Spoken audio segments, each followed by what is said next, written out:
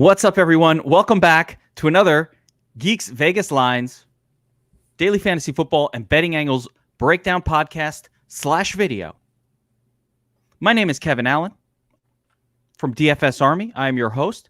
And with me, as always, my man, John Statsational Alessia, the betting guru extraordinaire. What's up, John? What's going on, man? Not too much, man. It's exciting. It's been a while since I've seen you, man. I know. I'm missing my John time. I know. These bye weeks are just a killer. I don't like it. And now we got a long pause. We got to figure out something else that we can do in the off season to get together and chat on the regular, because I'm not dealing with this shit. Yeah, it's always something. It's not going over well with me. I'm falling apart here. So, I've been managing okay, but that's all right. You see, that makes it worse. Yeah, I've been fine. That makes it worse. Oh my goodness. And today, of course, as always, we're brought to you by DFSArmy.com. Go sign up as a DFS Army VIP. DFSArmy.com. Use promo code GEEK. When you sign up, you get 20% off. In addition, DFS Army's Beat the Bookie service, soon to be relaunched as Sportsbet Army. Stay tuned for that. New tools, all kinds of new stuff coming out for Sportsbet Army, including picks from John and our pros and our models. And we're going to be adding all kinds of various sports gambling tools to help people essentially with their game, eliminate leakage, teaching the approaches, probabilities, all kinds of good stuff. So a lot of great stuff coming soon. And finally, we are brought to you by Thrive Fantasy.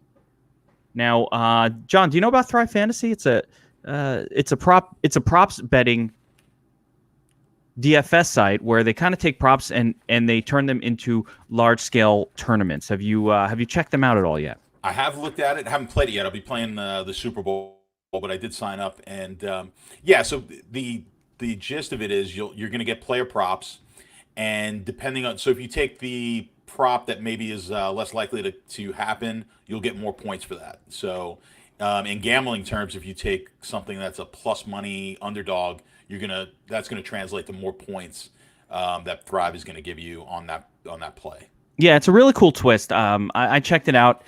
And essentially, it's a different twist. There's a few different prop sites out there right now, but Thrive kind of brings a little bit of a different angle. They give you 20 props to choose from. You got to choose 10 of them. And again, some are longer odds than others, so they carry more points. And, you know, the highest points getter or some number of them, just like a DFS tournament, top 20% are in the money in these big contests. They have these guaranteed prize pool contests. You know, the more points the selection is worth, the riskier it is, as they say.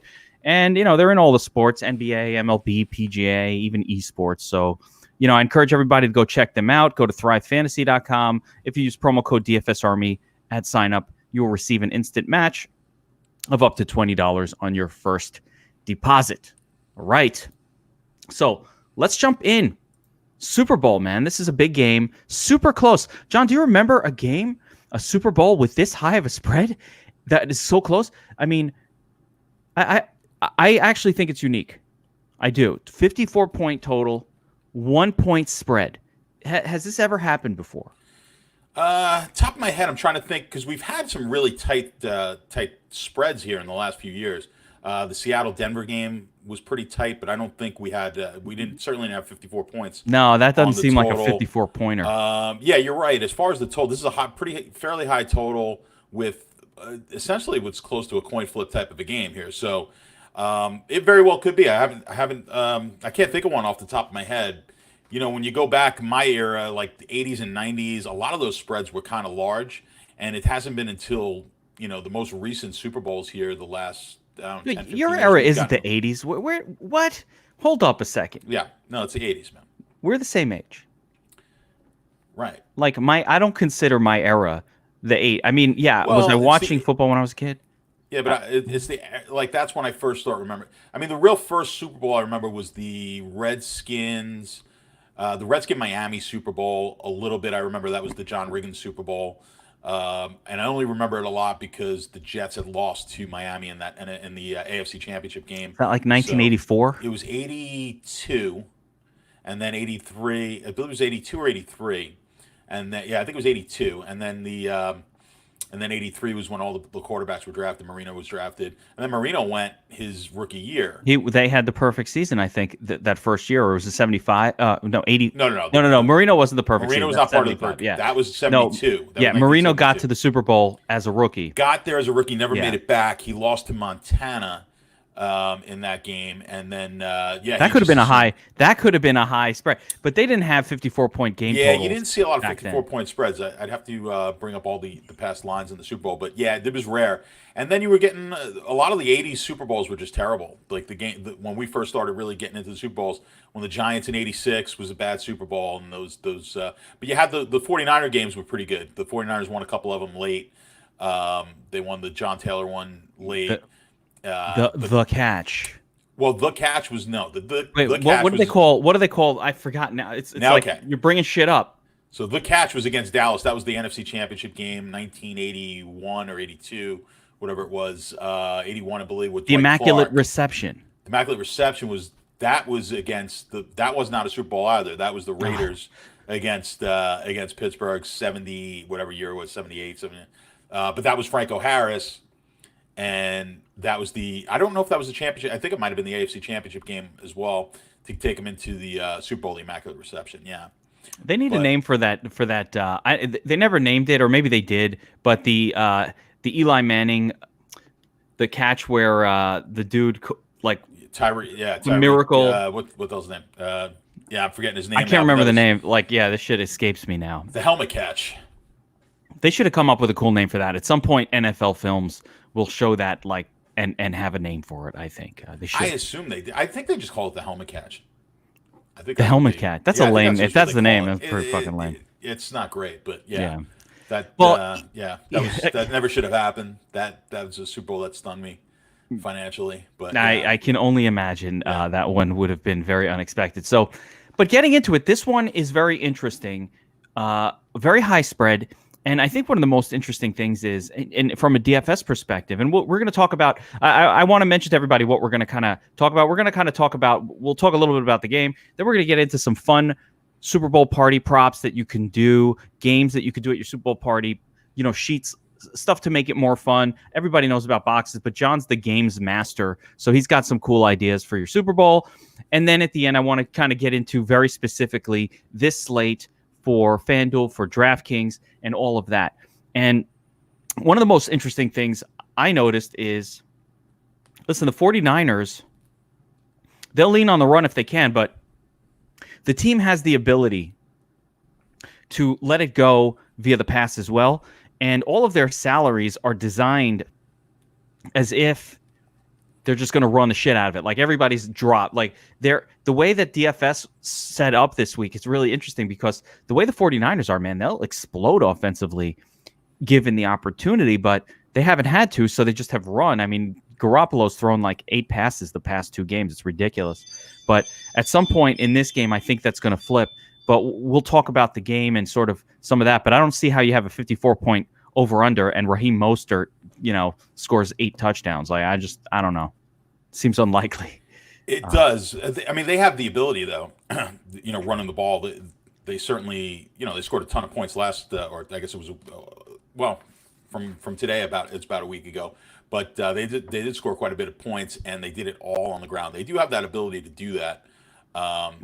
But we'll get into that when we start talking about some of these the Showdown single game slates.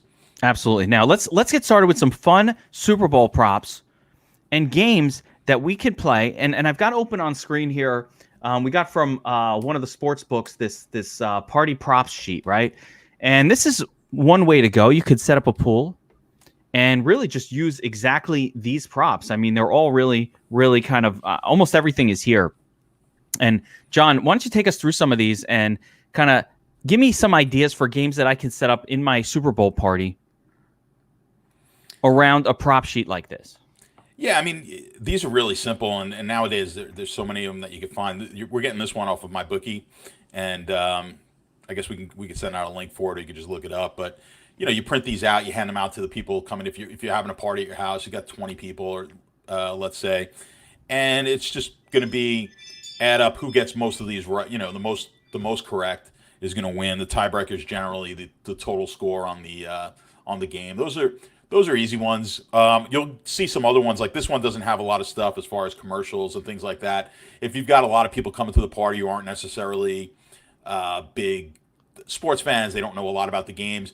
The more that you add in on commercials and whatnot, it sort of makes it makes it more interesting for those people who aren't necessarily fans of football, but they just come for the party. So I saw some. Bowl, I saw it's some become pretty. a holiday. It's become a holiday. It's not It even has. it's not a sporting event anymore. Monday should be off, but I saw some cool ones like will J-Lo or Shakira twerk, or Yeah. show who will show the most cleavage. They have that on this one here, which Oh, is that that on is here? not my expertise. Look, yeah, Oh, there it looking is. at Yeah, yeah. cleavage, looking at cleavage surreptitiously is an expertise I have. I mean, But if you were the bookie, and let's say, I mean, I'm familiar with J Lo and I'm familiar with Shakira, and I think it's pretty confident to say both of them will be showing lots of cleavage. How do you judge if it's close? yeah, What's the tiebreaker? I don't think the sports books are going to necessarily be booking these, but for a fun pool, I guess at your house, someone's going to have to be the judge of it and decide which one is which. But yeah, for serious money, I don't think the sports books want to start trying to analyze exactly who showed more No. skin as opposed to Apparently, the other. from what I understand, the sports books are forced to have some sort of independent authority that delivers their data and makes their decisions for them. So having three dudes checking out Shakira and J-Lo and being like, "Oh, Shakira," that's not enough. No, no, you're gonna have to do they're gonna have to pause the screen and do like a whole, get the ruler out on the screen and figure out who's got more skin showing. I'm not sure exactly how they'll do it, but actually there's a They my have to send it to the home offices in New York and have the those officials that review the reviews. We'll send it over to them like, hey, they got they got the officials in New York. I got the measuring tape out. They got the slow mo going. Hey, look, I see a little bit of there's a right over here. That's skin. No, that's actually pale yeah, skin colored yes, that's nude latex that's nude nude material. color. Yeah. They got to figure that out. Yeah, it's very tricky. Very Yes. tricky. Yeah, definitely not my expertise, but those, they're fun, I guess, if you're having a little party at the house, but those mix in, those questions you mix in there, and it helps when someone's wife comes over or someone's husband, for that matter, comes over and doesn't know a thing about football and just wants to, participate in these pools. So they're fun. You give away prizes, do a small amount of money. We do.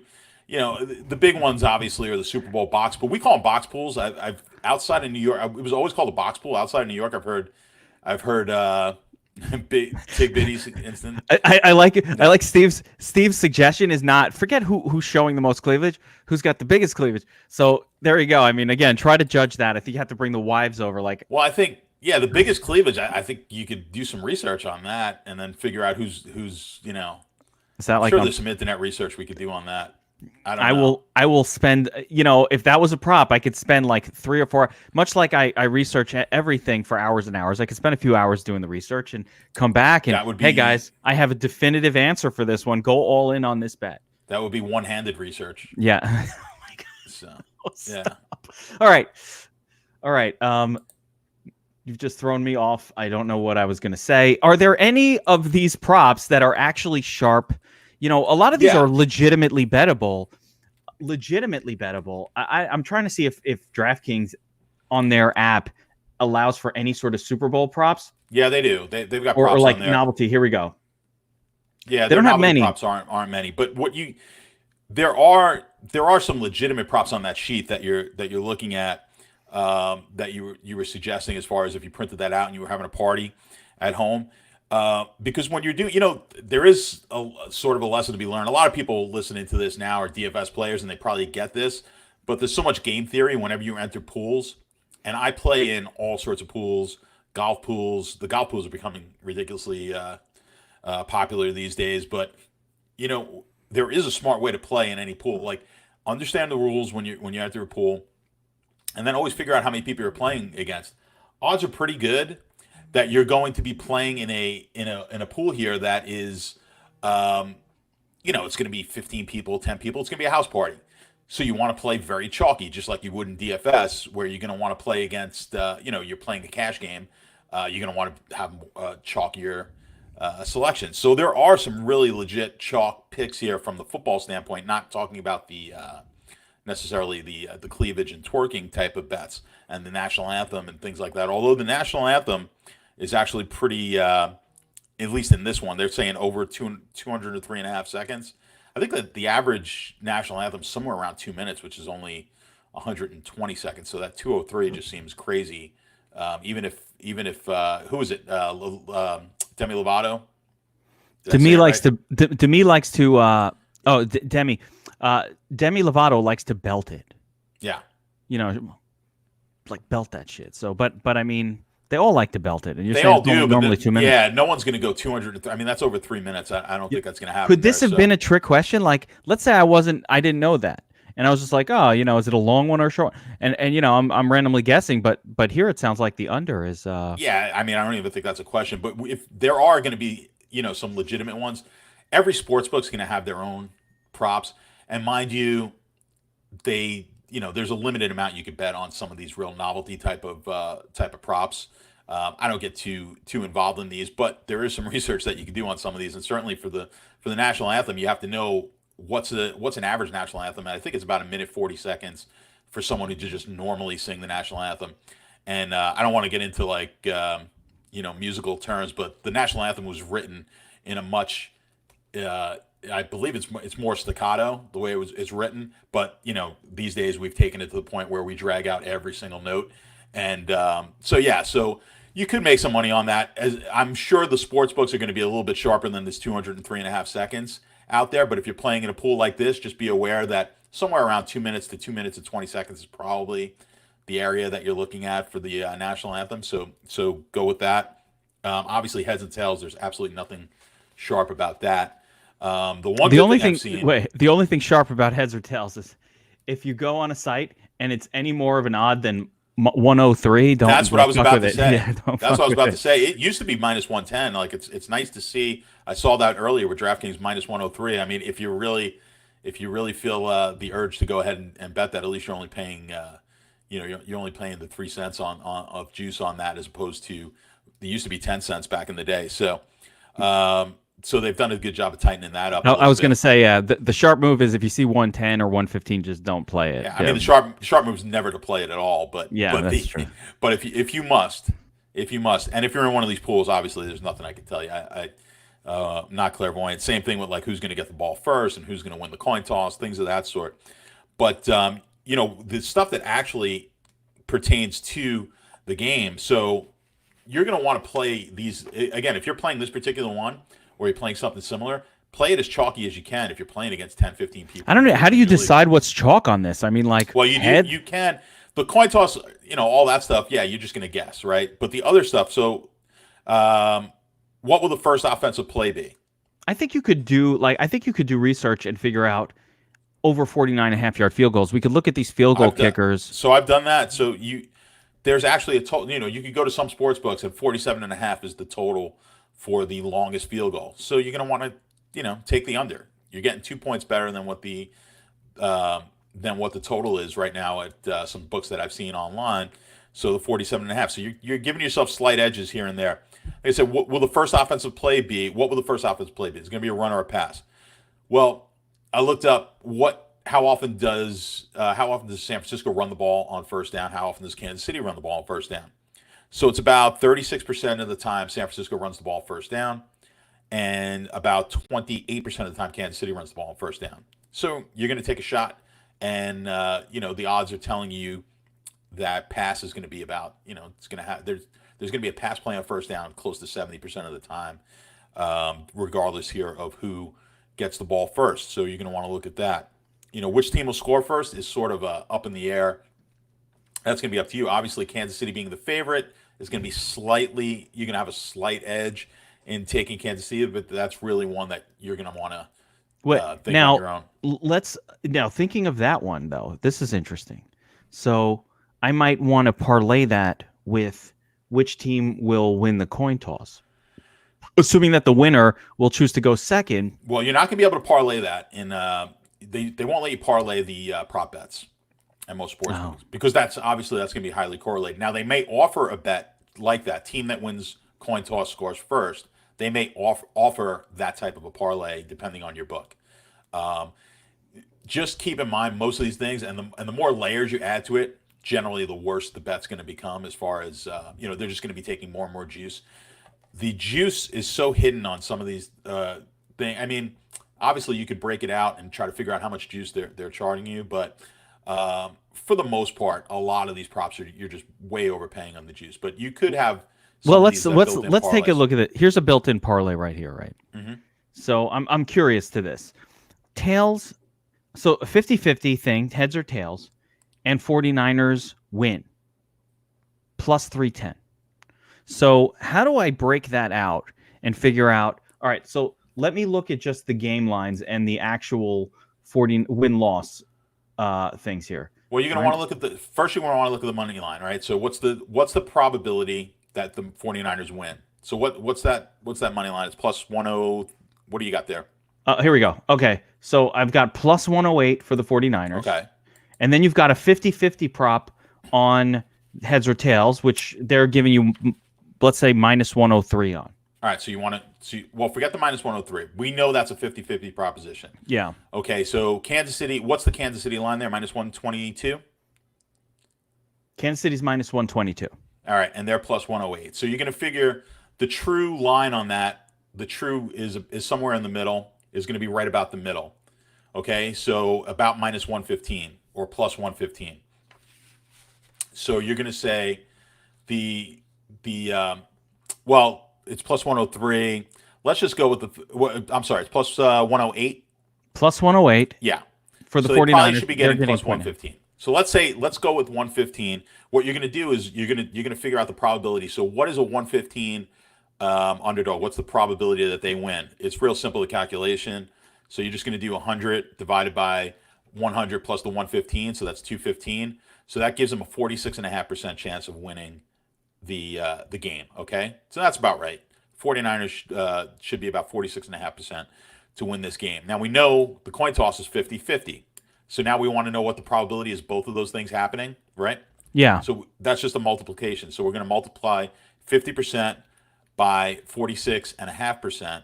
That gives you 23.25%, right? So then we can then convert that percentage into what the line should be. So you do basically 1 minus the 23.25%.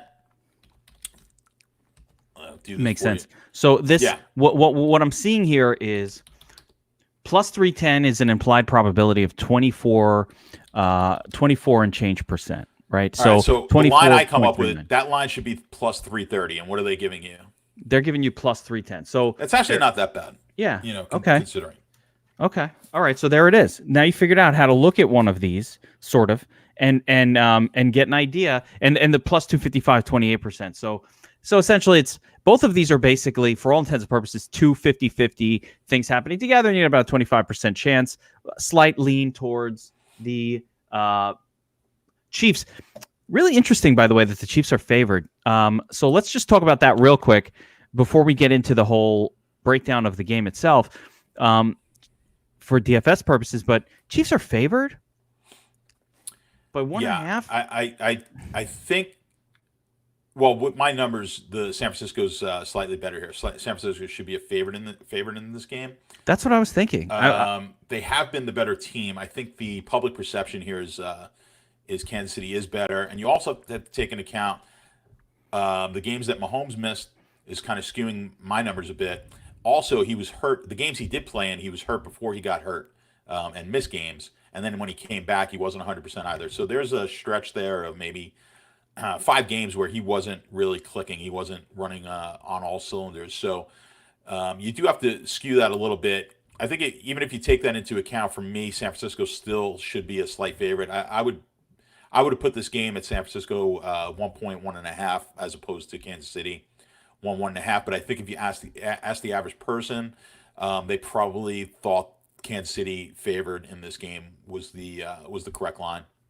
It's interesting. I'm with you.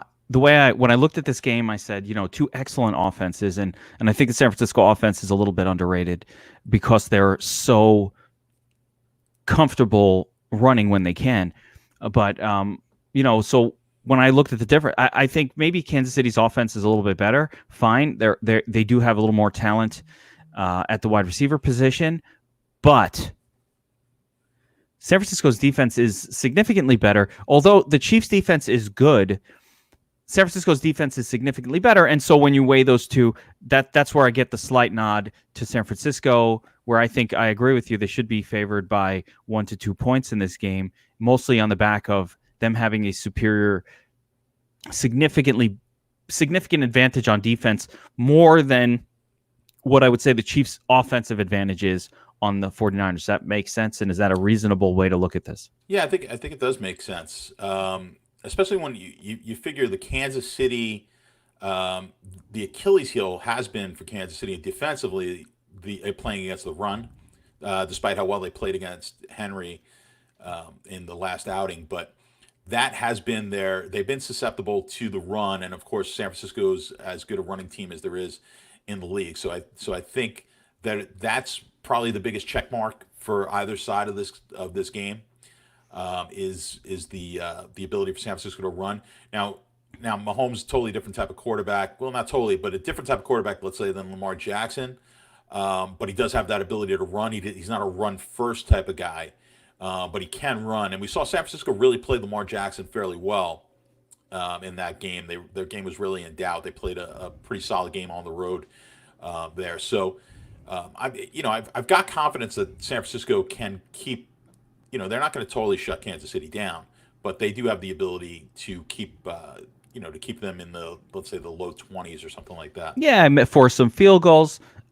Control the run game, which I think will be important. I think if Kansas City's doing this, they're going to have to do it via the pass. I don't think that Damian Williams will have a ton of success against this San Francisco front, especially with a lot of the players that got back and all the healthiness that's happening. Assuming that these guys aren't, the assumption going into the Super Bowl is that they're playing they're not coming in partying all week or doing stupid shit. But they're focused on the game and playing well. I brought up on the screen some props for this game. Again, available on the DraftKings Sportsbook. Don't ask me why I use this one. It's just what I'm using. So they have a lot of props. But Damian Williams to score -139. What do you say? I'd be on the no side of that. I'll take if I could bet against it, which they don't allow here, which is why it's a bullshit prop. But if they allowed me to bet against that, I would. Flip side, I think I would like to take Raheem Mostert first touchdown at +650. Is that first touchdown? +650? First touchdown. 650 is a lot. +650, first touchdown. I'd take that shot. So he's got to be. Are you sure? Is that what we're looking at? Touchdown score +650. First touchdown. Oh, there it is. First, I got you. Okay. To score -155. Right. I love that too. I don't see how this game happens without Raheem Mostert scoring a touchdown, unless it swings back to Tevin Coleman. But we got to see what's going on with him and his health situation. But I don't see how. It's hard to fathom Raheem Mostert not scoring a touchdown at -155. You're talking about what, 60%? Yeah, about 60. It's a little over 60% chance that he gets the first touchdown. I'll take that shot all day. Yeah, that's tough. I think that's just a little too much for me. On touchdowns are a little random, as we know from DFS. Yeah, but not the 49ers touchdowns going to the. Yeah, I mean, I just have a hard time seeing him not scoring one. But yeah, 60%. I think I would take. I would take the yes on that one. All right, I'm going to go no on the Damian Williams one though. I don't. They're giving him 56%, and as much as I like that he's going to get all the touches, Damian Williams not the type of guy who's going to smash through and score a goal. It's not going to the goal line. He'll need to catch a touchdown, I think, or get an edge run. I don't know if he's smashing one up the middle, from the 2-yard line. It's not his game.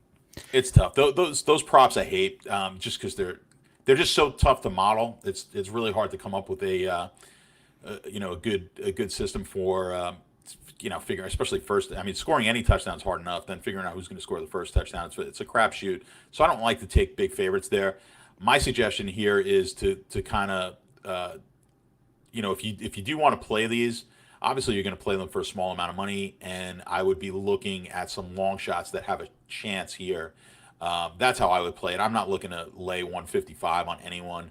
I would look for lesser known players or lesser used players and try to pop something big. Inevitably you get a guy that no one's ever heard of, and that we'll talk about that with the DFS as well.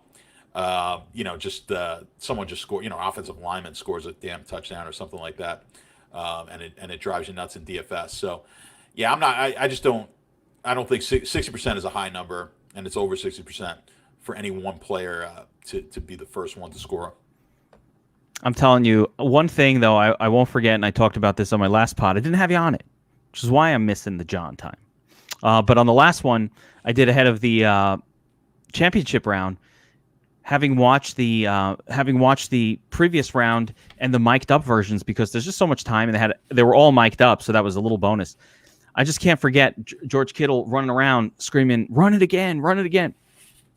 The way that San Francisco team takes pride in running the football, to the point where their pass catchers are cheering for more runs, is like nothing I've ever seen before. I've just never seen it.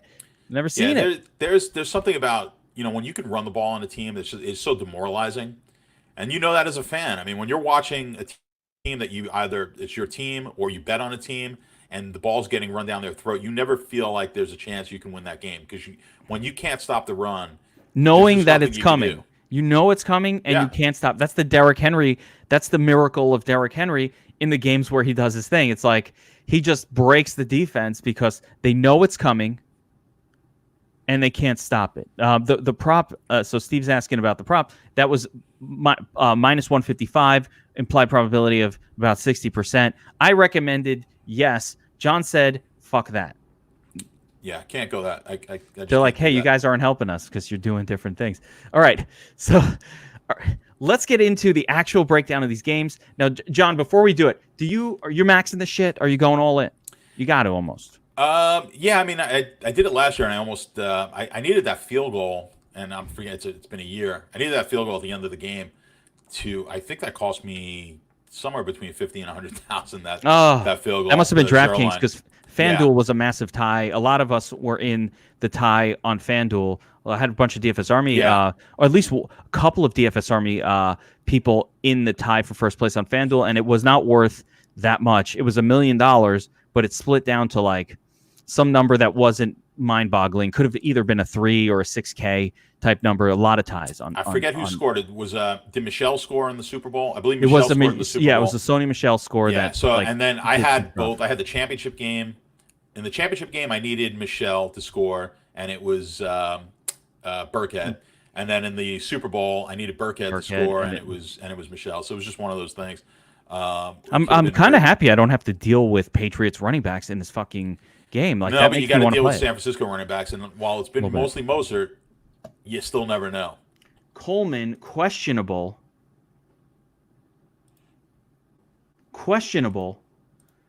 Who worked on the sideline, disconnected David Coleman logged 3 straight DNPs this week, and Shanahan said, "We'll see." Yeah, I'm liking this, because give me one guy, or you got this guy. He's DNPing. When is this from? 124. It's 127. So Coleman, not a whole lot of practice last week. Did not practice.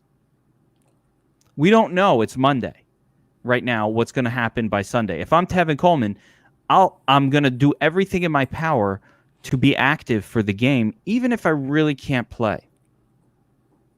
Which makes it even sketchier. You know what I'm saying? Like, if it's the Super Bowl and his shoulder's still hurting him a little bit or a lot, he's going to be like, fuck it, I'm suiting up. I don't care. Oh, 100%. So then we're not going to know. Like, we're not going to know. No, I mean, certainly not today. Maybe we'll get a little bit more clarity as the week goes on. But even if you're the San Francisco running back situation, even Breida, you can't leave him out. If you're mass entering these things, you just can't leave him out, because you just don't know. Yeah, and definitely in my mind, more of a Breida would like be a DraftKings play. So DraftKings is always, people don't understand. There's a lot of difference between DraftKings and FanDuel, and the way, especially the showdowns, but the way the sites work in general. FanDuel, your choices aren't that crazy. Like, I don't think that this Super Bowl is going to produce a Jeremy Pringle guy who's going to be needed in order to kind of win. You have some names that I'd call the obscures, and they're not even that obscure. Like a Mecole Hardman is borderline min salary, right? So yeah, I'll mix in some Hardman. But when you get down here, do I need a Blake Bell? Like, even if Blake Bell scores a touchdown, and he did a couple of weeks ago, right? I don't know that 8 points means he's in the perfect lineup. No. On DraftKings, it probably does. Story. Yeah, different story. You see this especially in basketball when you do these showdown slates. But on FanDuel, yes, you're going to want to be a little bit more narrow as far as who's your MVP. There's a much greater likelihood that, let's say, Mahomes is the MVP on FanDuel than he is the captain on DraftKings. Your captain on DraftKings could go to, it's not necessarily the highest point guy. On FanDuel, you're looking for the highest point guy to be the MVP. Period. Doesn't matter how much their salary is. You need the top scorer. Yeah. So on DraftKings, you could be a little bit more creative. I prefer the DraftKings one myself, but you can, and I think you wind up getting less ties that way. There's less combinations that make sense on FanDuel. Let's put it that way. So you're going to be a little bit more narrow on your FanDuel if you're doing FanDuel ones. And certainly if you're going in, I always suggest max whatever tournament you play. If you're playing these GPPs, I always suggest don't play anything that you can't max out. That's my theory on it. So if you're going to play a 3 max, put 3 entries. If you're a single entry player, then just find single entry games, because now you're on a level playing field with everyone else.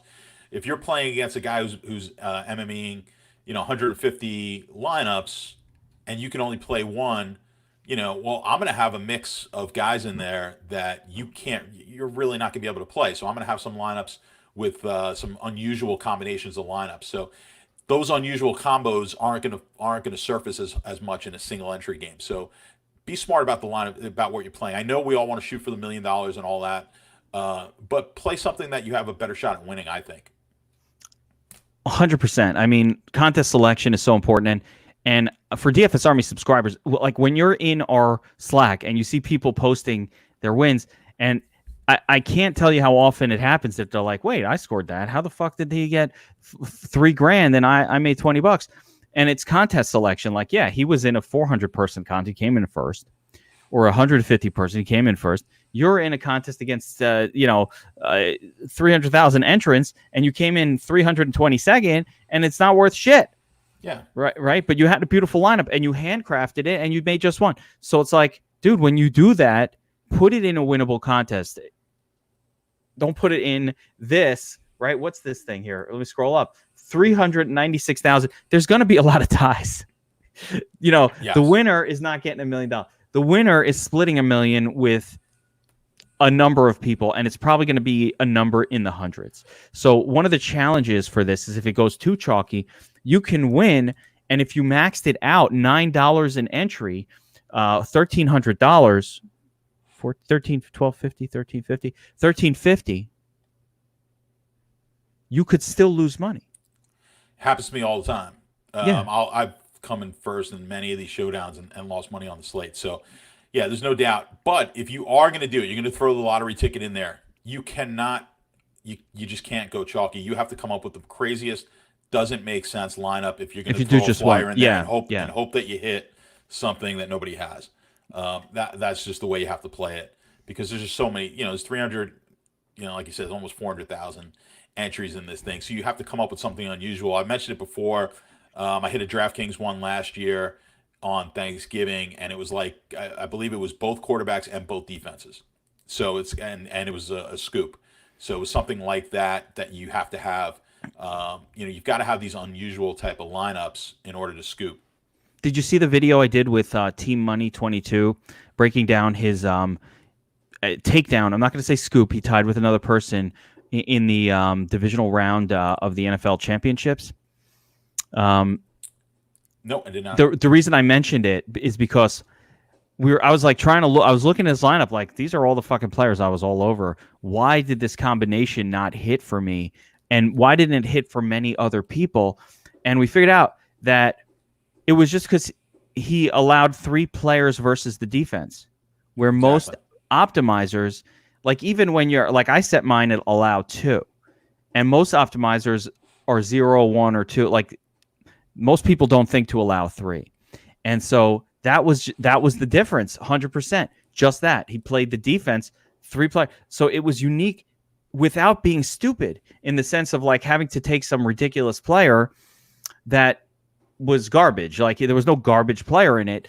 It was just unique because he chose the defense going up. And it makes a lot of sense because that defense only scored 7 points, but so what? That combination with that salary of the defense, and it just wasn't hit anywhere else. The other defenses scored less. So on these 2-game slates and a single game slate, weird shit happens. We don't want too many rules. So let's get into a little bit of the breakdown of this game, because that's what the people want. That's what the people are here for. So I just want to give you some of the DVOAs here. And I'm actually going to tell you something that I think will surprise you. Now, the common perception is that the 49ers run defense is not as good, and you want to attack them via the run. You mean the Chiefs run defense? Well, the Chiefs run defense is good, or is known to be good, but the 49ers is known to be bad. But the 49ers run defense, like, hey, their pass defense is so great, you can attack them via the run, and people bring up the big game by Kenyon Drake, that the couple of big games that he had. 49ers run defense is first in the league in yards allowed per carry. Number 1. They're 11th in DVOA, which, okay, not as great, but still good. Yards allowed per carry, DVOA, what's more important for you?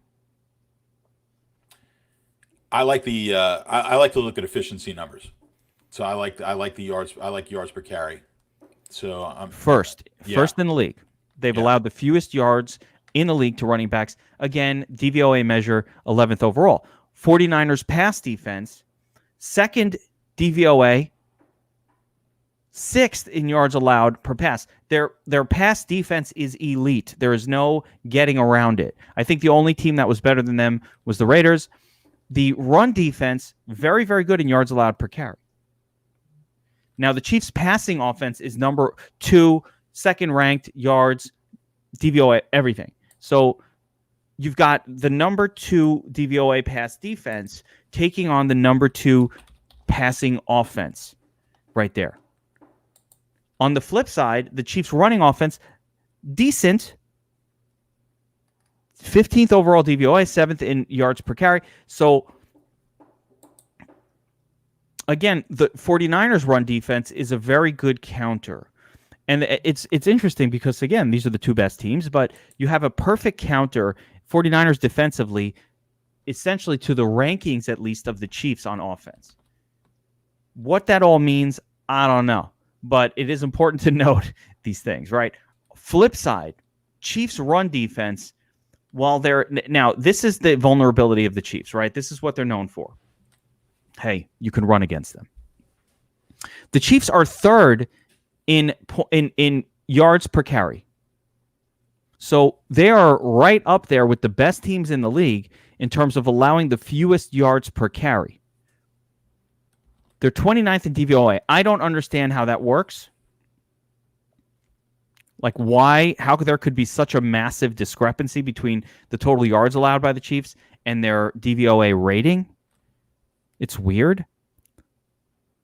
Any thoughts on that? Because it's I don't know. Weird. I didn't notice that, I was trying to bring up my Super Bowl or my playoff sheet, and of course, it needs to be fixed. Do you have a sheet? Oh, okay. Yeah, no, I've got my sheet with with all the teams that were in the playoffs and all their statistics, and some of it's off.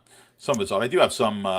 Actually, I do have some of it's usable here. Yeah, actually, like most of it is. But I think it's weird. It's a weird dichotomy between their ranking and actually, let me see if I can bring up their points per game, fantasy wise. Opponent ranked 28th. So essentially, what I think is going on here is that the Chiefs just allowed a lot of rushing touchdowns, just because their pass defense is very good, and so they've allowed a lot of rushing touchdowns. Therefore, they've allowed a lot of kind of scoring by opposing running backs.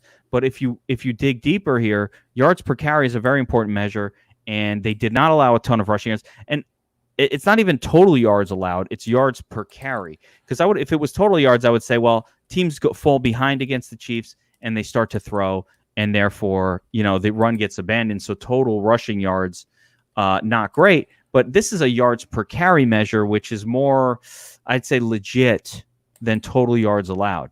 Well, what's interesting, so defensive rushing, if you look at my numbers, and my numbers are based on how well you do against your opponent's average, right? Yeah. So they give up about 5 more yards than their opponent's average. So it's really, they're kind of middle of the road there. And when you look at San Francisco, they give up 9.5 yards less than their opponent's average on rushing. So not a crazy difference. The best team was Tampa this year, right? 40 yards, 41-yard differential running the ball against them. They were 41 yards better than the teams that they play average. Now, San Francisco, when you look at them from a passing standpoint, they give up 65 yards fewer on average than 65 yards less than the teams they play average. Okay, so you're actually looking at, in a game like this, we're expecting Kansas City to fall below what their average is. Now Kansas City tends to throw for 48 yards more than their opponents give up, right? So it's going to be the big battle here is Mahomes against the San Francisco passing defense, and so you figure, yes, they're going to give up. San Francisco is going to give up more yardage than they do on average. But I would also expect Kansas City not to throw for as many yards as they average as well. So I don't expect, and yeah, you're bringing up my sheet there, but yeah, it's actually pretty low. That number is really low there for Kansas City. I would expect them to throw for a lot more yardage. What did they average here? I'm going to look at my sheet, like what Kansas City's average was.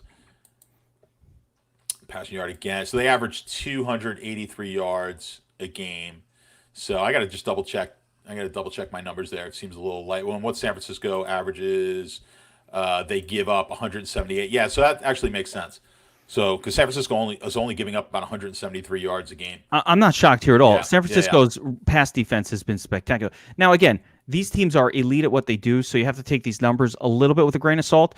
But because both sides are elite, I think that San Francisco will have to throw more in this game than they normally do, and I think that Kansas City will be forced to press the issue a little bit harder than maybe they have in the past, because we saw a game like this play out. The example that I'm looking at is the Saints game where the 49ers traveled to the Saints, and as great as all the numbers are for San Francisco, the Saints fucking put up points on them. And they responded, and it was back and forth. It was the best game stack of the entire 2019 NFL season, and it involved the 49ers, right? Where you would think that a great game stack wouldn't involve the 49ers because they were a great defense, but they weren't at home, and that's what the story is here. This is a neutral field. They don't have that home field advantage. Defenses just aren't going to play as great. It's a pressure spot. So one of the best things about San Francisco's defense, Richard Sherman, is neutralized by the fact that they're just going to throw Demarcus Robinson over there and a fucking turd to send. Just distract Richard Sherman. That's going to be his job. Just get him out of the play. We're not throwing to you. Don't worry about it. Or at least that's what I would do. If they're asking me, I'm like, all right, you guys want to keep Richard Sherman on the left? You're going to let me know that's how you work? Okay, your best player. Let me put my worst wide receiver out there. You play with Richard Sherman. You play with Dickey over there. Okay? We're going to play a game with these other guys. And that's how I would play it. Why would you fuck with Richard Sherman? Put him out there, Demarcus Robinson. So that takes out one of the best weapons for the San Francisco defense right there. They have other good corners as well. I mean, every corner in this game from both teams is very good. If you look at the matchup, if you actually look at a wide receiver cornerback matchup chart, there is not a bad corner to exploit. They're all rated really well. So it's not like, look at the matchup chart doesn't tell you shit other than, again, we know that Robinson's a very bad wide receiver, so that matchup looks crazy on paper, like a terrible wide receiver against an elite corner. It just looks nuts on paper. But the other matchups are all very, very close. The corner is good for both teams. The wide receiver is varying levels of good to excellent if we're talking about Tyreek Hill, who's the only real elite wide receiver on the slate. And then the tight end matchups are really interesting. I think the tight ends are going to be heavily involved. So let's get a little bit into this breakdown. And obviously, according to your numbers, we should expect, as usual, San Francisco to be very heavy with the run. And we should not expect, and I think this is a bigger takeaway than anything, we should not expect a massive game. Good, could be, should be fine. Not fading. We don't fade. But not a lock for Damian Williams to be like the ultimate guy, right? That's the only thing I'm saying.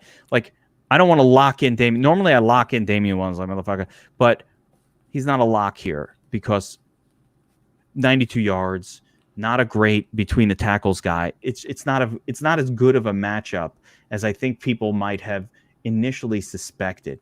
Now let's get into some more of the details of this game. Let's get into some down and dirty player discussion.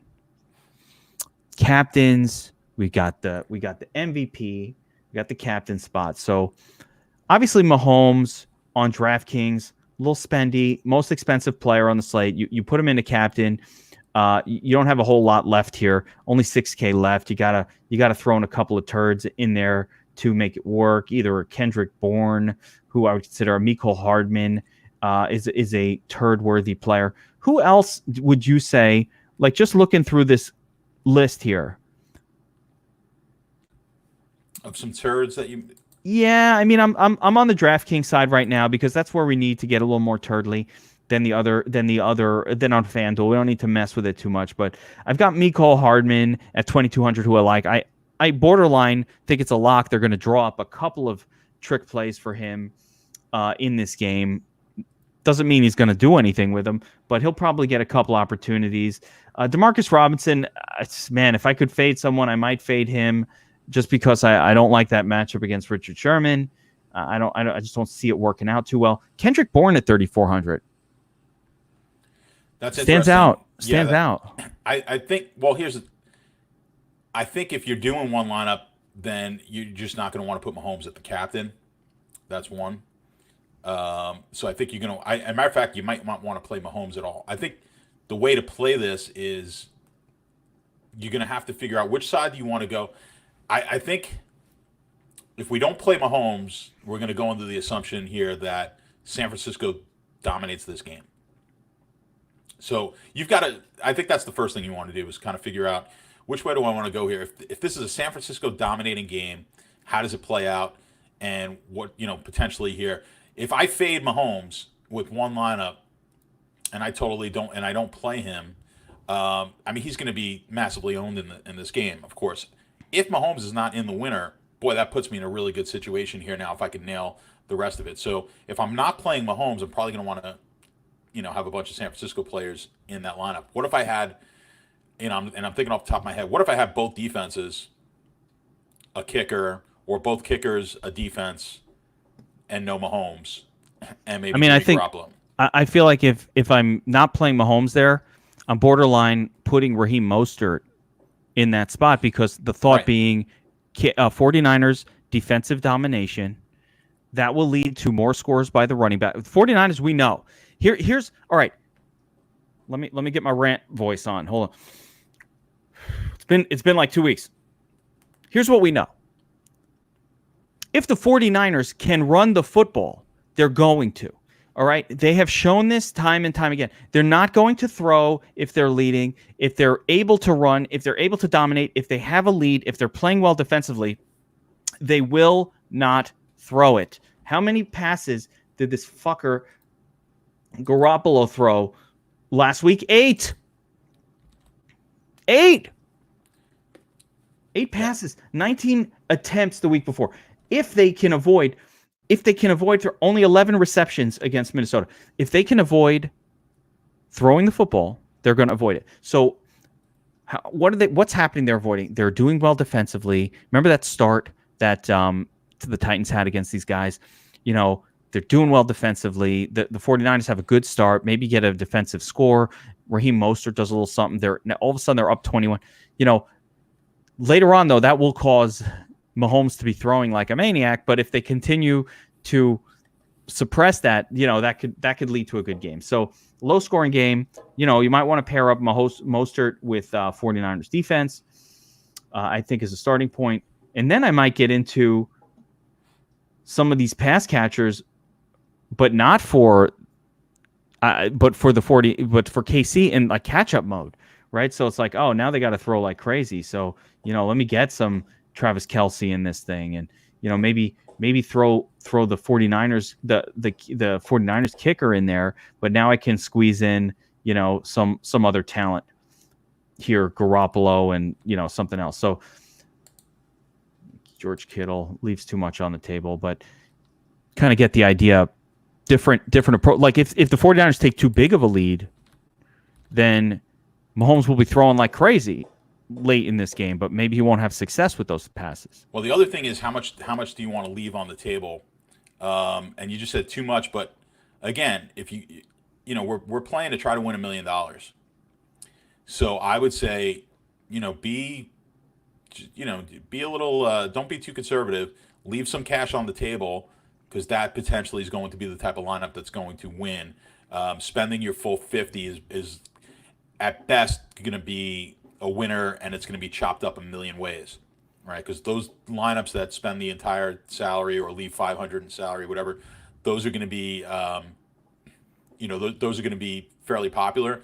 You start leaving more than 1,000 in salary. If this game goes that way, San Francisco dominates the game and just Kansas City just does nothing, there's a good chance you're gonna have a lot of salary left over if this is a bulky, the bulk of it is just San Francisco players in the lineup. So you've got to think of it that way. Then think of it where San Francisco just doesn't move the ball, and Kansas City runs away with this game and they win this game 27-7 or 30-7. So I would come up with those scenarios, because right now everyone's going to play this as a tight game. I mean, the line's saying it's going to be a tight game, but we've been fooled before. I mean, there's no reason to say just because the line is tight that this game's going to end 28-27. Now, let's say this does go tight. Okay. So let's talk about this scenario. The game plays out tight. It's high scoring. Kansas City winds up winning by 1.5 points. Literally, they figured out how to get a half point. Mm-hmm. Exactly as the odds makers said. So we have a close game. Who are some, I don't want to say the chalk, but I think we already know. But got Pat Mahomes, tough not to play him. Again, KC, it's possible he doesn't have a great game, and he's very expensive on DraftKings, and it's very likely that if Mahomes is having a really good game, that a couple of pieces around him are having better games. Not a lock, but could happen. So if I've got Mahomes here, and I know he's done enough to be the nuts captain, that means that at least two people around him are smashing most of the time, unless he spreads the football around like crazy. So I'm going to want to lock in Mahomes with at least two pass catchers probably. We're talking Hill. We're talking Kelce. We're talking Mecole Hardman. See, I would go I would say this. What if you had Mahomes with Williams and one pass catcher, and maybe the kicker?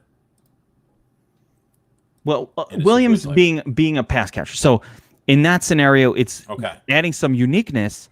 But I list Williams as a pass catcher because he's done so much damage in this, just in general via the pass. He's caught a touchdown against Houston. He's caught a touchdown against Chicago. So you almost have to. I think you have to count him as a pass catcher when you're making that calculation.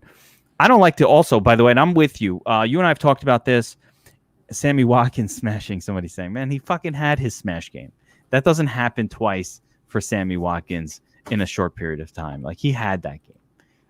He had it last week, and it was on a miracle. Let's not go crazy. Like, it was on a miracle. But I don't like to make too many rules on these because I find the rules end up ruling you out of the win a lot of the time.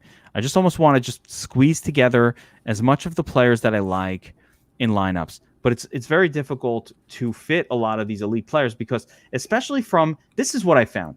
The KC side, everybody's a little bit overpriced for what is essentially a difficult matchup because they're priced as they normally are. And this matchup against, like on a normal week, we wouldn't be like, let's load up on the team that's playing the 49ers. We'd be like, everybody's overpriced. On the flip side, I think the players from, and it's more dramatic on FanDuel, which is nice. FanDuel makes it more fun. They really do because they make it easier to fit whoever the hell you want in the lineup. But I'll show that in a second. But like the pass catchers from San Francisco are probably a little undervalued, like a Deebo Samuel, and he's even more so. Again, it's more dramatic on FanDuel. But you've got Deebo here, 7,600. He's priced about the same. Where's Sammy Watkins? Hold on. Yeah, it's like Deebo Samuel and Sammy Watkins about the same. Yeah, I like the San Francisco pass catchers in this game. So I mean, if I was playing this straight up if I thought this was a back and forth type of game, I'm going to lean a little bit more towards the San Francisco pass catchers myself. That's what I was saying. That the San Francisco side represents the value because they're priced as if a normal San Francisco game where they only throw it 20 times. I think that the most likely scenario here is they're going to have to throw more than that. Because what we talked about before, the San Francisco jumps out to a big lead scenario is one, or KC jumps out to a big lead. What about the KC jumps out to a big lead scenario? That's where Mostert gets erased. That's where Garoppolo comes into play. If I have Garoppolo, think about this. If you're watching the game, what would be going through it? If you loaded up on Garoppolo, if you loaded up on Deebo and George Kittle, which is a wonderful combination, by the way. And away, I will start a lot of my lineups. That lineup is not going to have Raheem Mostert in it. So I had Garoppolo, I've got Deebo, I've got George. Number one, note that this. Can you see my screen? Are you able to see what I'm doing here? Yeah, I can see it. Okay, so note that you have 7K left per player. Like this combo where you got the top and I wouldn't do it this way. I'd actually, I don't like using a player like Garoppolo at the captain. So I would go like Kittle, Garoppolo, Deebo, or some combination of that where I have the pass catcher in the captain spot on FanDuel. I don't like to use quarterbacks at captain unless it's Lamar Jackson on FanDuel, or Mahomes who can run one in. I don't use guys like Garoppolo at captain. I will not use him there. But are you on board with that, by the way? What I just said about Garoppolo captain, like he's not a guy I want to use there. Do you use a Garoppolo at captain, a strictly pass throwing quarterback on DraftKings? Like, have you had success or do you know? No, I mean, I have no problem using him at the captain. So, because I'm pretty, on DraftKings, I'm spreading it out. When I'm MMEing on there, I'm pretty open to a lot more players being in the captain role. Because sometimes you're going to get a guy a little cheaper at the captain spot. Again, he's not going to be the highest scoring guy, but he's going to give you good value for his price, and then you're going to be able to squeeze in a lot of the higher guys in the flex spots. So totally fair.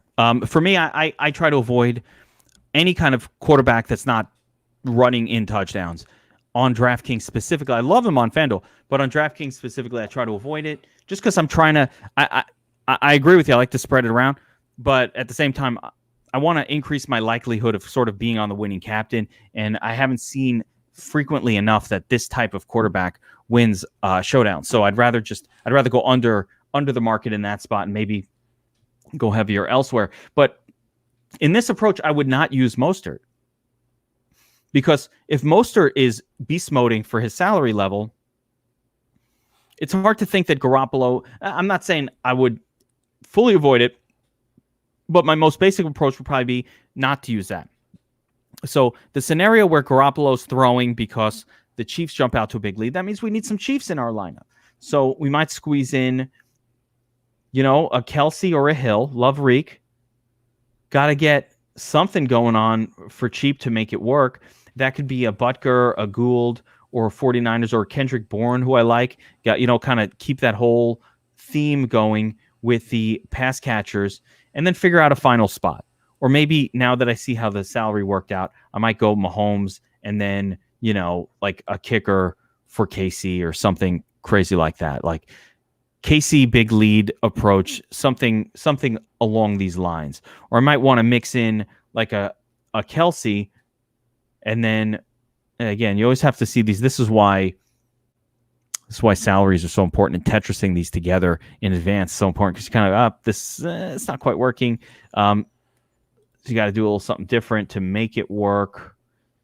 Sammy Watkins. How do you feel about Sammy Watkins in this one? Not a fan. Yeah, I don't like. I'm not him. feeling it. Yeah. But like I said, I'm going to be leaning a little heavier towards the San Francisco pass catchers here. I'm hoping that's a little bit contrarian, and I think they're in a good spot. I think what you need to do is, again, if you're hand making these lineups, you're not using if you're not using any lineup builders or anything like that, is, all right, what's my scenario? I want to be able to fade one of the big chalky plays at least in each. I don't want to go too crazy. I'm not fading every single chalk play because they're not all going to be fadeable. But I want to know Mahomes lineup, and how is that going to look? I want to know Mostert lineup. How's that going to look? Because my no Mahomes lineup, I'm probably going to want to have Mostert in there. My no Mostert lineup, I'm probably going to want to have Mahomes in there. I just don't want. I want to avoid. So what you want to do is write down who's going to be the chalky plays here. Give yourself a list of those. We know, right? We know who those are. Mahomes, the tight ends in this game, and Mostert are probably your big chalky picks here, right? So you say, can I avoid any of these players? And then who are the really cheap players that I like? And I think your kickers and defenses have to be involved in that as well. All my turds. Turds. And can I play? You got to remember too. We analyze these things when we're doing a full slate. We're not as worried about like the guy who just catches one touchdown, or a guy. One catch for 60 yards and a touchdown is going to put you in the winning lineup possibly here. That doesn't happen on a full slate on a Sunday. So you're more susceptible to just some wacky things happening, and we can analyze it a million ways. And then, like you said, you get a Kendrick Bourne, just he makes one play, and he's in the winner. He did not, he gets no targets other than that one target for the entire game, and that's in the winner. Or it happens with Robinson or someone. Watkins gets targeted twice. Mecole Hardman for a running play. Yeah, I mean, you just don't know in these games. So what I would do is use check from the goal line, 7 points in the nuts. Exactly. So any of those scenarios are possible. So what you're going to want to do is, make your list of who are the cheap players here who have a shot to just do something in this game to be worthwhile. It's hard. Listen, if they were handing away the million, if they were just giving away $1 million,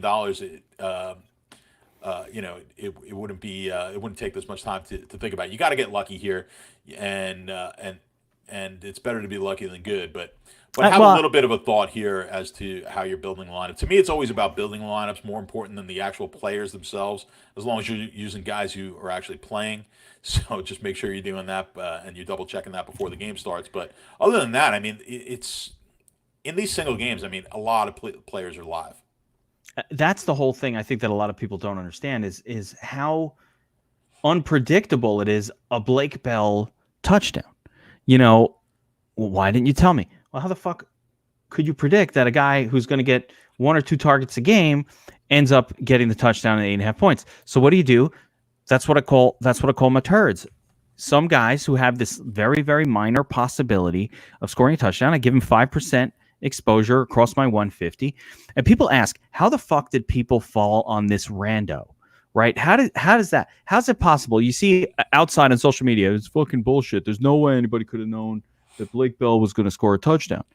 And the reality is, no, nobody did know. But what they did was they said, all right, this guy has an opportunity or two each game. Give him a 2 to 4% chance of actually doing something in this game. And that's enough for me to include him in some 4 or 5% of my lineups, just in case, understanding that I'm throwing those lineups in the trash if I don't win. So part of it is when I'm building lineups for this contest, I am accepting I'm embracing the fact that I'm putting garbage in some lineups that I would never ever really want to play because their probability of doing anything is extremely low. But I don't care because I'm trying to win $1 million, and therefore even a 2 or 3% probability is better than the 1 in 396,000 probability that I have going into this contest, which is a lot lower than 2 or 3%.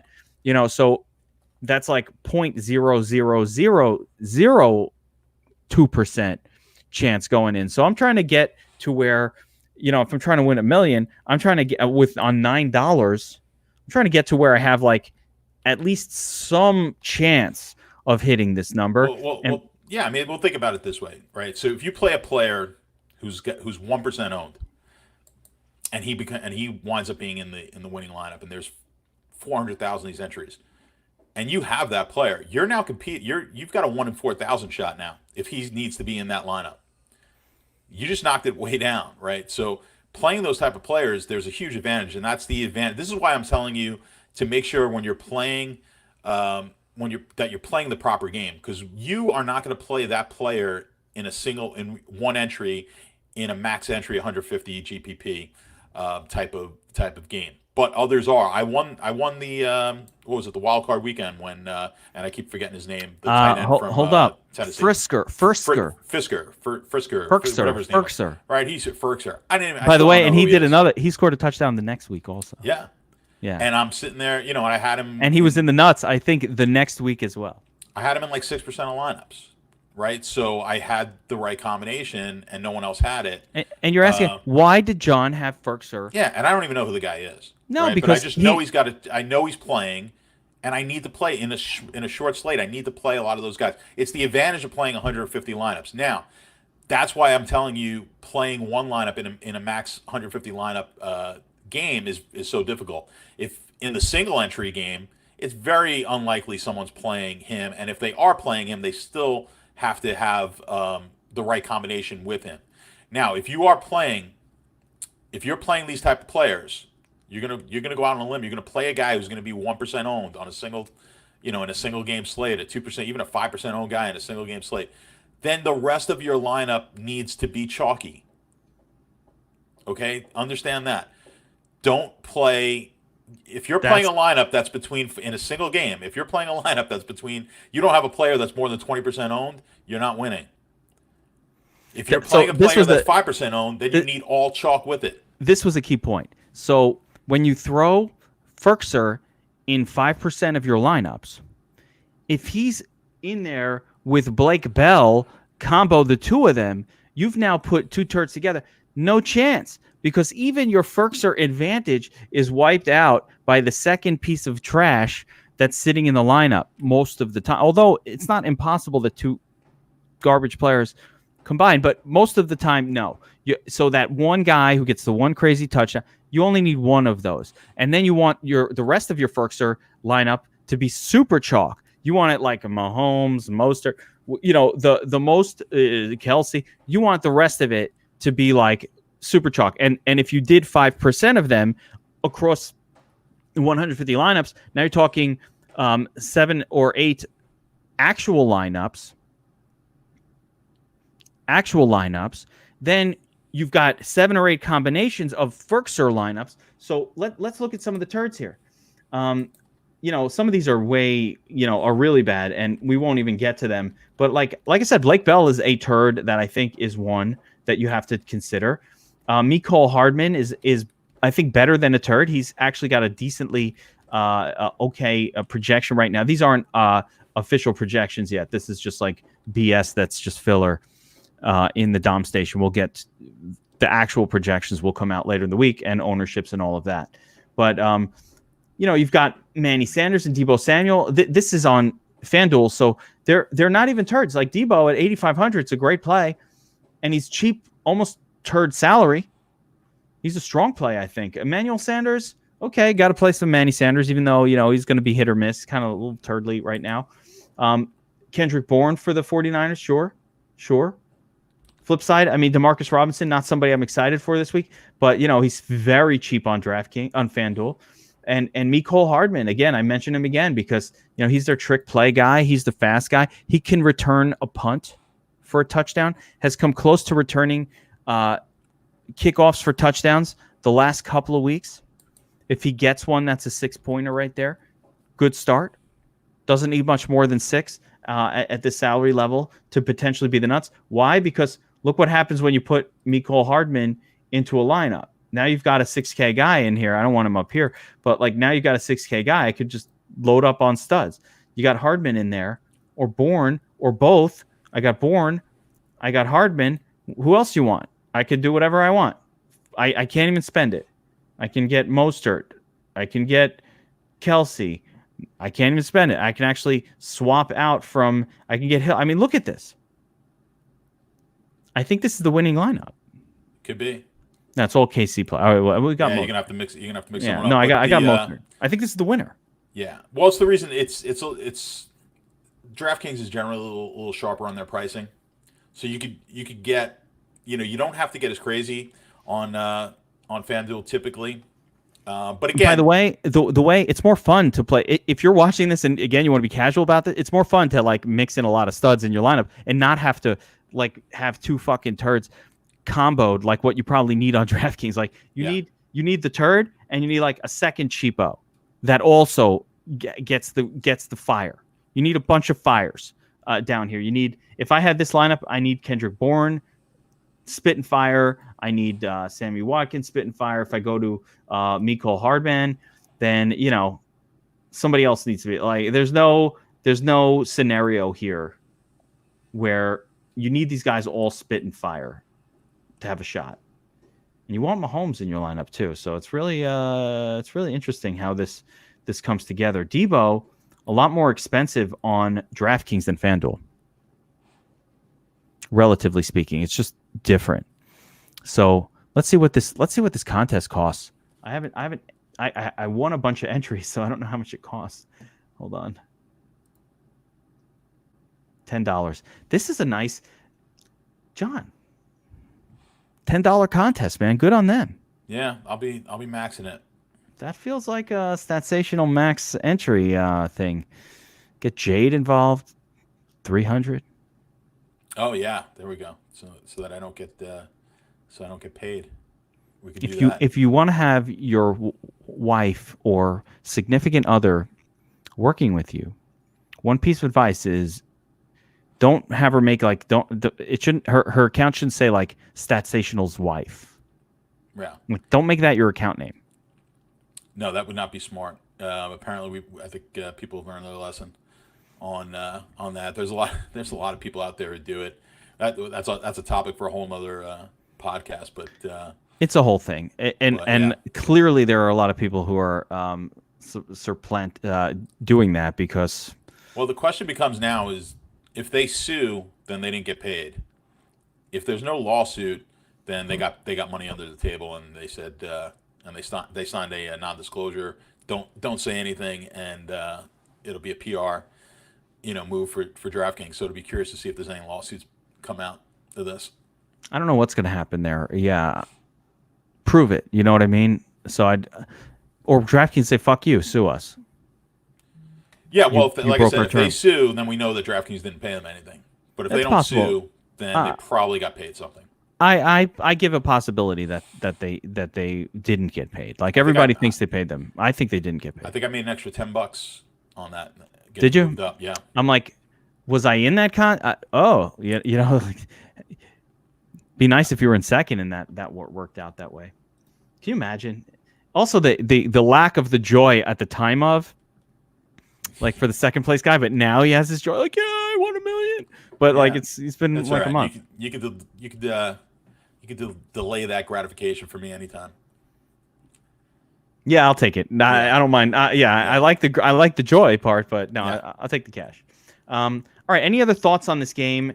Any players that you're really high on? You want to lock in core plays for you, or it's really tough to have a core play when it's such a small game. I think right now and I still got a week out, but I think right now I'm leaning towards I want to start picking off. I want to start playing the San Francisco passing game, and I think I'm going to go with that being the route to victory here. Maybe both quarterbacks, San Francisco passing. And again, just like we talked about, it could take one player to have a big play, and that's all they do for the game. Same thing with the defense. Defense could give up 27 points in this game and still be in the winner. A sack, a couple of sacks, a couple of turnovers, one goes for a touchdown, and they give up 27 points, and they're still in the winner. I definitely like the idea on DraftKings of mixing some of these defenses in. Again, 54-point total. The defenses will not be popular. KC defense will definitely not be popular. And I don't think even San Francisco defense is going to be very popular. So either one of those, definitely in play. Again, we're talking about cheapies. We're talking about allowing us to get access to studs. You can't fit them if you don't do this. So no one is going to have... What if you did a double... Could we do a double defense, double kicker? No, I think it's too much. I'm just saying, what does that come? How much do you have left over? It's just so egregious that I don't think, because if you do this, you have a lot of money left over, but like there's not enough place. 22K. We'll put Mahomes. I can put Mahomes in here, and I still have way too much left over. Yeah, you still got too much there. Yeah, that is not for the 54-point. Not for this game, because we know. I know. I'm just curious to see what that looked like. Just imagine, though, this game goes 10-7.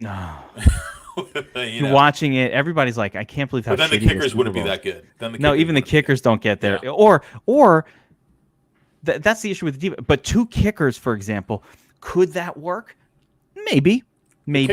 Double kicker might be good. Could work. I mean, I could see KC in particular kicking a lot of field goals, because I believe that they will have a tough time running the football.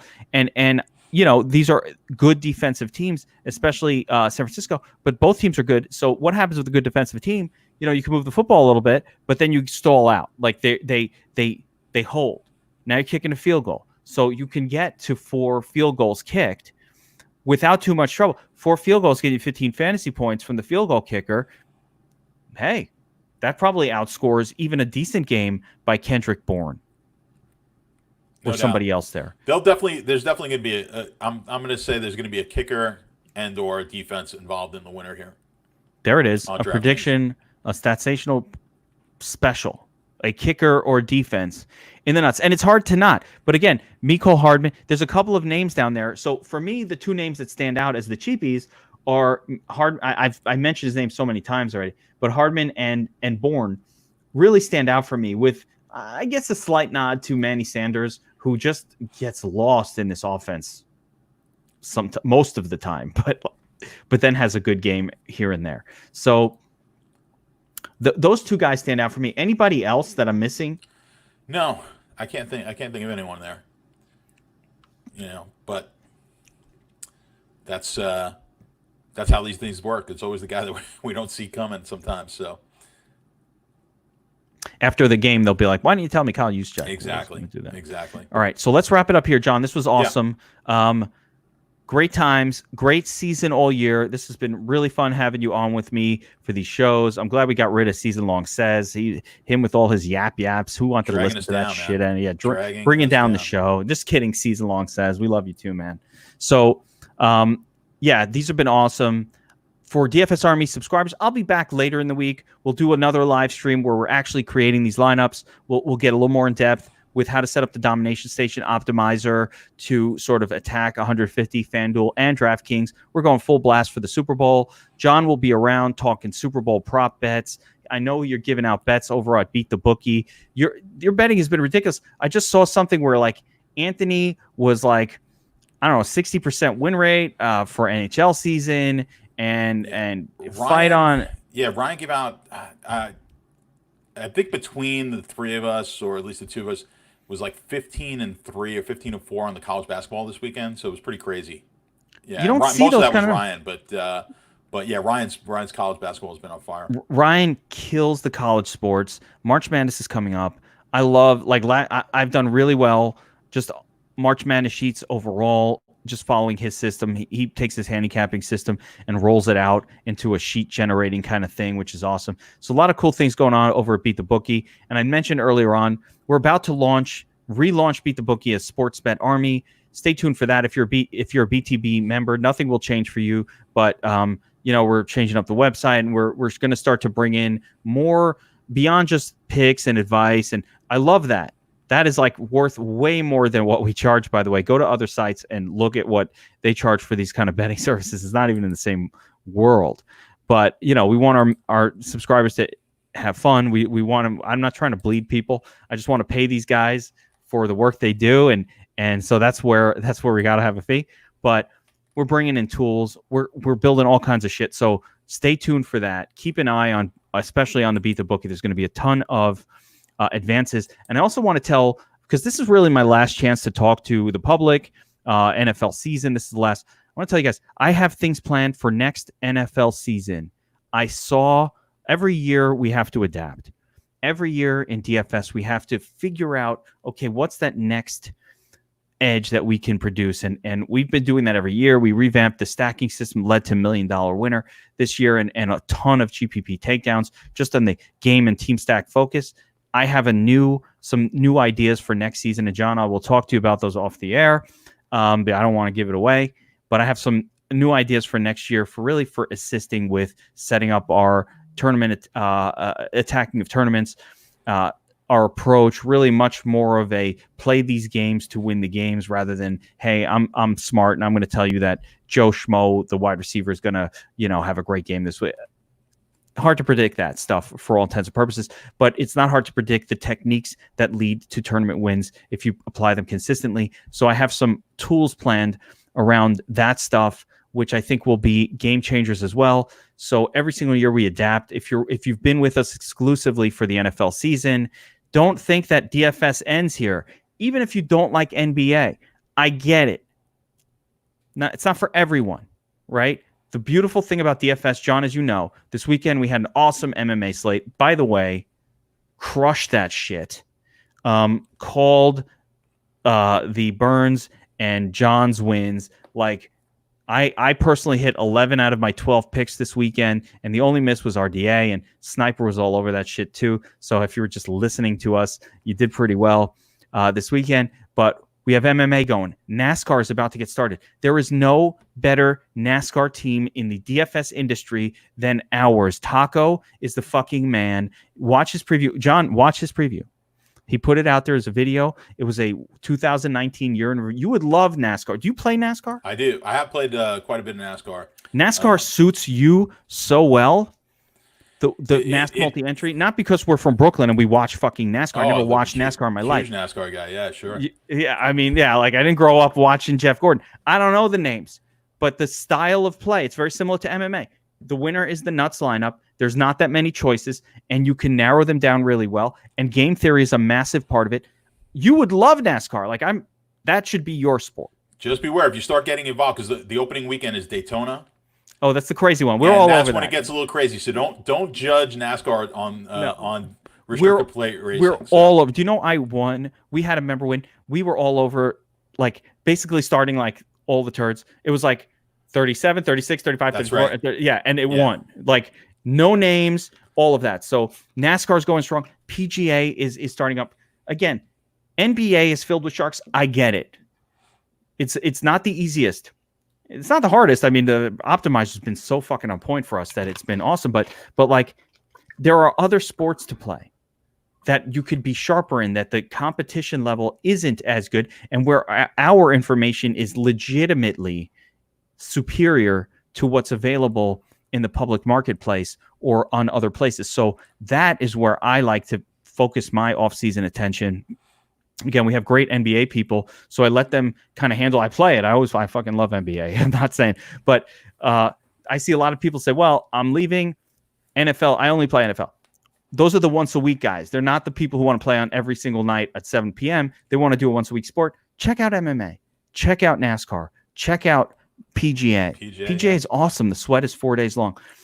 Between Josh and Taco, our team is ridiculous for PGA as well. You know, I love Josh. Anything he does is great. So all of it, good stuff. Stick around. And next year we have really, really awesome tools that I have planned. We will have them in place by next year. A better player props tool, one of them. And I want to do some things with probabilities and, different stack combinations and the probabilities of them being in the perfect lineup. I have all these ideas. You and I will talk about, because you mentioned some stuff like that too. Yeah, I want to talk. Yep. Yeah, I want to talk with you about some of that as well. And we'll be back next year to crush it. again, I will be back later this week with another live stream, really getting down, actually making the lineups, because I want to just go Super Bowl crazy. And John, I appreciate you being on all these shows with me. Reminder that John does a weekly podcast. What's it called? With Season Long Said? With Season Long Said, yeah, it's Beat the Bookie. So if you subscribe on, if you subscribe anywhere, you subscribe to the podcast. If you subscribe to the DFS Army podcast, you've probably seen it.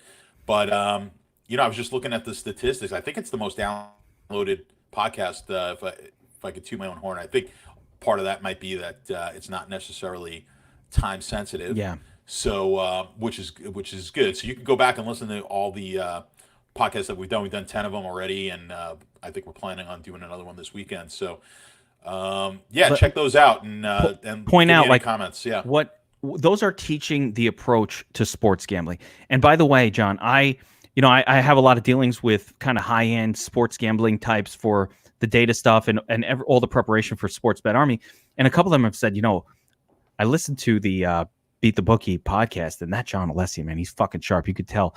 And so I heard just really positive commentary about you from some of these other guys. But the reality is these podcasts are teaching the approach to sports gambling. Sports gambling is here. It's going to be big. We're going to be all over it, right? It's coming. It's coming to your state. It's in your state, or it's coming.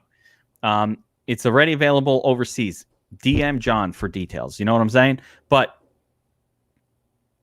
if you want to learn the approach, you want to learn about probabilities, you want to become a sharp bettor, if you're going to do it, I never tell anybody, gamble.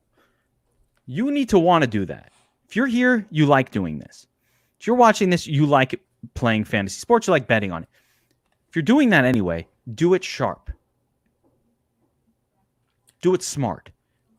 Do it like a pro. So that's what we're trying to do. Teach the approach, just like we do for DFS. Teach the approach that the sharp players use, and then use your discipline, your mind, your research, the effort that you're willing to put in to get in or out of it what you put into it. Nothing is easy. Sports gambling is easy. Being a profitable sports bettor is, I think, one of the most difficult things to be, but it is not impossible.